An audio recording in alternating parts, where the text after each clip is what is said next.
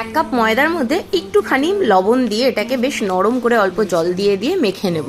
খুব বেশি শক্ত করব না, লুচির থেকেও কিন্তু নরম করে মাখাটা হবে। এরপরে কিছু সবজি নিয়ে নিয়েছি, যেমন পেঁয়াজ, লঙ্কা, ধনেপাতা, রসুন, এইগুলো একদম ফাইনলি চপ করে এর মধ্যে চিকেন পেস্ট কিমা করে মিশিয়ে দিয়েছি। তার মধ্যে দিয়ে দিচ্ছি বিট লবণ, একটুখানি গোলমরিচের গুঁড়ো, সয়া সস আর সাদা মরিচের গুঁড়ো, সব দিয়ে ভালো করে এটাকে মিক্স করে নিচ্ছি।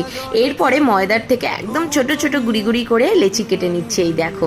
তারপরে এগুলোকে লুচির মতো যত পাতলা করা যায় তত পাতলা করে বেলে তার মধ্যে 1 চামচ করে সেই চিকেনের পুরটা রাখছি। আর এরপর যেরকম ইচ্ছে মোমোর মতো করে মুখটা মুড়ে নিলেই হলো। যার যেরকমভাবে সুবিধা হয় সেইভাবেই মুড়ে নেবে। এরপর স্টিমারের মধ্যে একটু তেল লাগিয়ে দিলাম।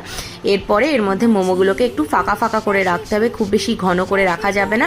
10 থেকে 15 মিনিট মিডিয়াম টু লো ফ্লেমে এটাকে স্টিম দিয়ে নিলেই কিন্তু রেডি হয়ে গেল গরম গরম চিকেন মোমো। অবশ্যই গরম সার্ভ করো, খেতে দুর্দান্ত লাগে। আর কেমন লাগে